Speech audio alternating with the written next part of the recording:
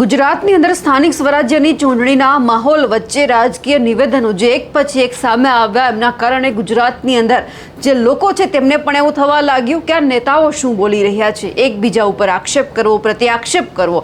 એમાં ભારતીય જનતા પાર્ટી હોય, આમ આદમી પાર્ટી હોય, કોઈના પણ નેતા બાકી નથી રહ્યા. અને હવે આ બધાની વચ્ચે જ્યારે મતદાનનો દિવસ હતો ને એમની જ આગલી રાત્રે ગોપાલ ઇટાલિયા દ્વારા એક વિડીયો બનાવવામાં આવ્યો અને માઇલફેલ બોલવામાં આવ્યું જે પોલીસ અધિકારીઓ છે એમને લઈને. અને હવે એ જ બાબત છે ગોપાલ ઇટાલિયાને ક્યાંક ભારે પડી છે. નમસ્કાર, આપ જોઈ રહ્યા છો નિર્ભય ન્યૂઝ અને હું છું આપની સાથે રિદ્ધિ.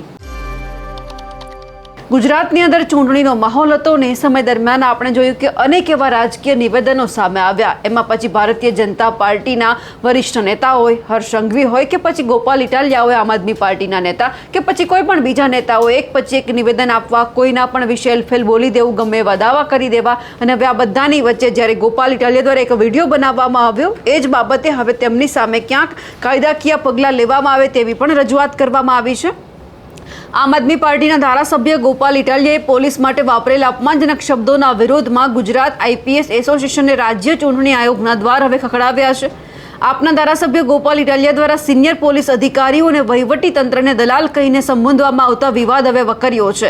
અશોભનીય ભાષા સામે ગુજરાત આઈપીએસ એસોસિએશને સખત વાંધો ઉઠાવ્યો છે અને કહ્યું છે કે જાહેર મંચ પરથી આ પ્રકારે ઉચ્ચ અધિકારીઓનું અપમાન કરવું એ માત્ર વ્યક્તિગત હુમલો નથી, પરંતુ સમગ્ર પોલીસ ફોર્સના નૈતિક મનોબળને તોડવાનો પ્રયાસ કરવામાં આવ્યો છે. આ મામલે હવે ચૂંટણી આયોગને લેખિતમાં પણ રજૂઆત કરવામાં આવી છે.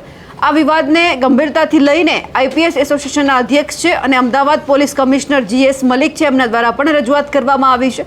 તેમની સાથે નાયબ અધ્યક્ષ પિયુષ પટેલ અને એસોસિએશનના સચિવ નિપુણા તોરવણેએ પણ આ મામલે ગૃહ વિભાગ અને રાજ્યના પોલીસ વડાને પત્ર લખીને MLA ગોપાલ ઇટાલિયાના નિવેદનને સખત શબ્દોમાં વખોડી કાઢ્યું છે અને એ પણ કહી દીધું છે કે જવાબદાર પદ પર બેઠેલા લોકપ્રતિનિધિ દ્વારા સિનિયર અધિકારીઓ માટે આવા શબ્દનો પ્રયોગ કરવો એ લોકશાહીની ગરિમાની વિરુદ્ધ છે. પોલીસ વિભાગનું પણ એવું માનવું છે કે ગોપાલ ઇટાલિયા વારંવાર પોલીસ તંત્ર વિરુદ્ધ ટિપ્પણીઓ કરીને પોલીસ ફોર્સનું મોરલ ડાઉન કરી રહ્યા છે. આ અગાઉ પણ તેમના નિવેદનો ચર્ચામાં રહ્યા છે, પરંતુ આ વખતે સિનિયર અધિકારીઓને નિશાન બનાવવામાં આવતા આ મામલો હવે ચૂંટણી આયોગ સુધી પણ પહોંચ્યો છે. લેખિત ફરિયાદમાં પણ લખવામાં આવ્યું છે કે વહીવટી માળખું તટસ્થ રીતે કામ કરતું હોય છે અને તેના પર આક્ષેપો કરતા તે ગેરવ્યાજબી છે. આગામી સમયમાં ચૂંટણી આયોગ આ ફરિયાદ પર કેવા પગલાં ભરે છે અને ગૃહ વિભાગ આ વિષયને કેટલી ગંભીરતાથી લે છે તેના ઉપર સૌ કોઈની નજર છે.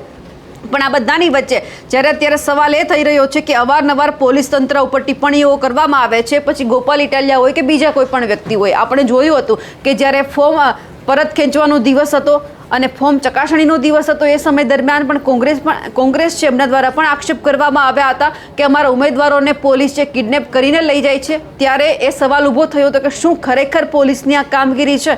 ભારતીય જનતા પાર્ટી જેટલું કહે છે એટલું જ પોલીસ તંત્ર કરે છે? એ સવાલ પણ ત્યારે કોંગ્રેસ હોય કે પછી કોઈ પણ બીજો પક્ષ હોય એમના દ્વારા કરવામાં આવ્યા હતા. પરંતુ હવે જ્યારે દલાલ શબ્દનો ઉપયોગ કરવામાં આવ્યો એટલા માટે ક્યાંક જે પોલીસ તંત્ર છે એમને પણ પોતાના આંખમાં ખટક્યું કે કોઈ વ્યક્તિ આવીને અમને આવું કેમ કહી જાય છે. એટલે સવાલ અહીંયા ઘણા બધા છે, પણ આ બધાની વચ્ચે જોવાનું છે કે આમાં કોઈ કાર્યવાહી થાય છે ખરી, કારણ કે હવે જે મુશ્કેલી છે વધી છે. આજે પરિણામનો દિવસ છે. હવે આગળના સમયમાં આખા મામલામાં શું નવી જે નિવેદનો છે તે આવે છે તે પણ જોવાનું છે. અમારા અહેવાલને લઈને આપનું શું માનવું છે કમેન્ટ કરીને ચોક્કસથી જણાવજો.